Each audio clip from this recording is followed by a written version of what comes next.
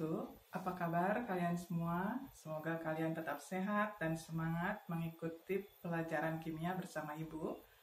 Sebelum belajar, tak lupa mengucapkan Bismillahirrahmanirrahim agar mendapatkan kemudahan dalam memahami materi kali ini, yaitu tentang pH larutan asam dan basa. Pada kesempatan kali ini, kita akan membahas tentang materi pH larutan asam dan basa. Sebelum memasuki rumus-rumus pH asam dan basa, kita akan melakukan percobaan sederhana berikut untuk mengingat kembali sifat-sifat larutan asam, basa, dan netral. Pada percobaan yang pertama, kita akan mengetes larutan yang bersifat asam dengan kertas lakmus dan pH indikator. Di sini ada larutan asam cuka. Larutan asam cuka ini, pertama kita akan tes dengan kertas lakmus merah. Kita celupkan kertas lakmus merah ke dalam larutan asam cuka. Perhatikan warnanya tetap berubah menjadi merah, artinya merah tetap menjadi merah. Berikutnya kita akan tes larutan asam dengan kertas lakmus biru. Lakmus biru kita akan celupkan ke dalam larutan cuka, maka dia warnanya akan berubah menjadi merah. Berarti larutan asam dapat merubah kertas lakmus biru menjadi berwarna merah. Selanjutnya yang ketiga, kita akan tes dengan pH indikator. pH indikator kita celupkan ke dalam larutan asam, warnanya akan berubah. Lalu kita akan cocokkan dengan kotak pH indikator, maka dia akan mendekati angka 1. Berarti pH larutan asam cuka tersebut adalah 1. Atau artinya pH asam itu selalu di bawah 7. Selanjutnya kita akan melakukan percobaan yang kedua, yaitu menguji larutan yang bersifat basa. Di sini ada larutan yang bersifat basa, yaitu larutan NaOH atau larutan natrium hidroksida. Langkah pertama kita akan menguji dengan kertas lakmus merah. Lakmus merah akan kita celupkan ke dalam larutan basa. Perhatikan perubahan warnanya. Lakmus merah berubah menjadi biru, maka sifat larutan basa akan dapat merubah lakmus merah menjadi berwarna biru. Selanjutnya dengan lakmus biru. Lakmus biru kita akan celupkan ke dalam larutan basa. Ternyata dia tidak berubah warnanya, lakmus biru tetap menjadi warna biru. Yang ketiga, kita akan menguji dengan pH indikator. pH indikator kita akan celupkan ke dalam larutan basa, maka warnanya akan berubah. Setelah kita cocokkan dengan kotak pH indikator, maka dia akan mendekati angka 10. Berarti pH basa itu akan selalu di atas 7. Selanjutnya kita akan melakukan percobaan ketiga, menguji larutan yang bersifat netral. Pada percobaan ini ada air murni yang dalam kimia memiliki rumus H2O. Akan kita tes atau uji dengan lakmus merah. Lakmus merah kita celupkan ke dalam air murni, ternyata warnanya tidak berubah, merah tetap merah. Selanjutnya, kita akan menguji dengan kertas lakmus biru. Lakmus biru kita celupkan ke dalam air murni dan ternyata warnanya pun tetap. Jadi dalam larutan netral, biru tetap biru. Kemudian dengan kertas pH indikator, kita uji larutan netral. Lalu kita cocokkan warnanya dengan kotak pH indikator. Maka kertas pH ini akan menunjukkan warna yang sesuai dengan pH sama dengan 7. Setelah kita mempelajari percobaan sederhana tadi untuk menentukan sifat larutan asam, basa, dan netral, sekarang kita mulai ke rumus-rumus pH asam dan basa. Asam itu ada dua macam, yaitu asam kuat dan asam lemah. Kalau asam kuat itu contohnya adalah HCl, asam klorida, H2SO4, asam sulfat, HNO3, asam nitrat, HBr, asam bromida, HI, asam iodida, HClO3, asam klorat, HClO4, asam perklorat. Untuk asam kuat, menentukan pH-nya adalah dengan rumus pH sama dengan min log A kali M. A-nya ini adalah jumlah atom H yang dimiliki oleh asam tersebut. Misalnya HCl, nanti A-nya bernilai 1. Sedangkan H2SO4, A-nya nanti bernilai 2 karena dia memiliki jumlah atom H2. Berikutnya basa kuat, ini memiliki rumus mirip dengan asam kuat. Contoh dari basa kuat adalah NaOH. OH itu dibaca hidroksida. Jadi ini dibacanya natrium hidroksida, kalium hidroksida, magnesium hidroksida, kalsium hidroksida, dan barium hidroksida. Itu tergolong basa kuat. Untuk menentukan rumus pH, dia harus melewati rumus pOH dulu. pOH sama dengan min log B kali M. B itu adalah jumlah ion OH. Misalnya NaOH itu memiliki 1 ion OH, berarti nanti diganti angka 1. Sedangkan MgOH 2 kali memiliki jumlah ion OH 2, nanti kita ganti angka B-nya menjadi angka 2. Setelah pOH ditemukan, maka selanjutnya baru ke rumus pH. pH itu adalah 14 dikurang pOH. Berikutnya kita akan membahas tentang asam lemah dan basa lemah. Asam lemah contohnya adalah CH3COOH, itu adalah asam asetat atau bahasa sehari-hari asam cuka.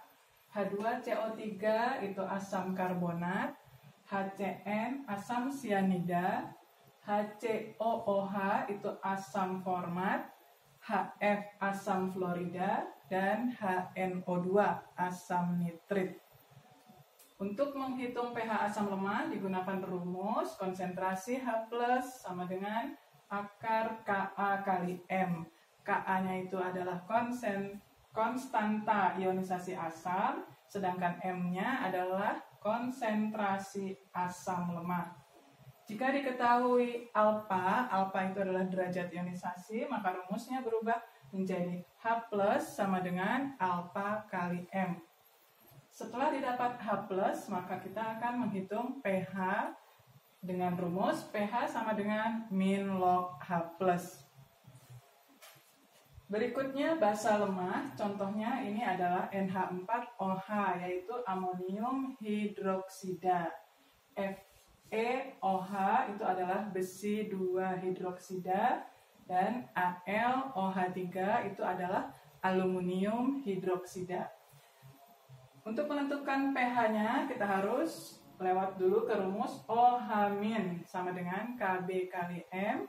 Kb itu adalah konstanta ionisasi basa, M itu adalah konsentrasi basanya. Jika diketahui derajat ionisasi, maka rumusnya berubah menjadi OH- sama dengan alfa kali M.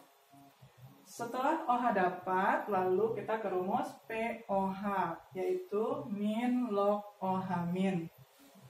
Setelah POH dapat, yang terakhir adalah rumus pH, 14 dikurang POH.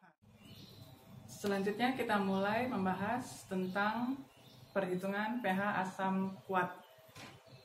Soal nomor 1 kita diminta menghitung besarnya pH 200 ml H2SO4 0,3 M jika diketahui log 6 itu sama dengan 0,8.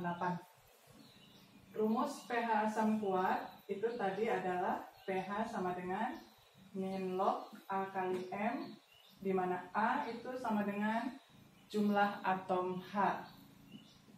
Berarti 2 kali M-nya 3 kali 10 pangkat min 1 dikalikan jadi min log 6 kali 10 pangkat min 1 atau 1 min log 6. Log 6 tadi adalah 0,8, berarti 1 dikurang 0,8 hasilnya adalah 0,2. pH larutan asam itu selalu di bawah 7. Berikutnya kita bahas soal nomor 2.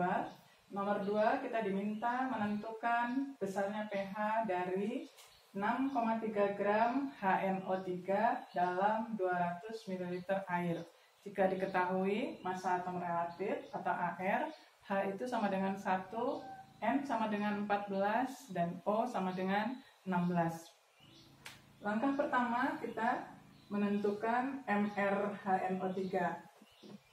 Mr itu adalah massa molekul relatif, berarti 1 kali 1 ditambah 1 kali 14 ditambah 3 kali 16. Hasilnya adalah 63. Berikutnya menentukan rumus M atau molaritas adalah gram per mr per volumenya liter. Gramnya 6,3 per 63 dibagi liternya dari 200 ml kita ubah menjadi 0,2 liter, maka didapat hasilnya 0,5 M. Rumus asam kuat tadi adalah pH sama dengan min log A kali M. A-nya di sini adalah 1 karena jumlah H-nya 1. Min log 1 kali 5 kali 10 pangkat min 1. Didapat hasilnya min log 5 kali 10 pangkat min 1. Hasil terakhirnya adalah 1 min log 5. Selanjutnya kita mulai dengan pembahasan soal nomor 3, yaitu menentukan besarnya larutan basa kuat, yaitu NaOH. Di soal nomor 3 ini diketahui 4 gram NaOH dalam 500 ml larutan, diketahui AR Na23, O16, dan H sama dengan 1. Langkah awal menentukan MrNaOH itu 23 ditambah 16 ditambah 1 hasilnya 40. Selanjutnya menentukan M. M adalah rumusnya gram per mr dibagi volumenya liter. Gramnya 4 per 40, 500 ml kita rubah jadi 0,5 liter, hasilnya adalah 0,2 M. Untuk menentukan pH kita harus melewati langkah POH, yaitu min log B kali M, di mana B itu adalah jumlah OH. OH dalam NaOH itu adalah 1 ion, berarti B-nya kita ganti angka 1. 1 kali 2 kali 10 pangkat min 1. Sama dengan 1 min log 2. Setelah pOH didapat, maka kita langsung ke rumus pH, yaitu 14 dikurang pOH sama dengan 14-nya dikurang dengan 1 min log 2. Didapat hasilnya 13 ditambah log 2. Selanjutnya kita akan menghitung pH dari asam lemah. Untuk soal nomor 4, kita diminta menghitung pH dari 100 ml larutan asam cuka 0,4 m. Diketahui Ka-nya atau konstanta ionisasi asamnya 10⁻⁵. Untuk menentukan pH, maka kita masuk ke rumus H+ sama dengan akar Ka kali M. Ak-nya 10⁻⁵ kali M-nya 4 kali 10⁻⁻⁻⁴. Didapat hasilnya 4 kali 10⁻⁻⁶, atau diakarkan menjadi 2 kali 10⁻⁻�3. Setelah H+, maka langsung ke rumus pH, min log konsentrasi H+, sama dengan min log 2 kali 10⁻⁻�3, didapat hasilnya 3 min log 2.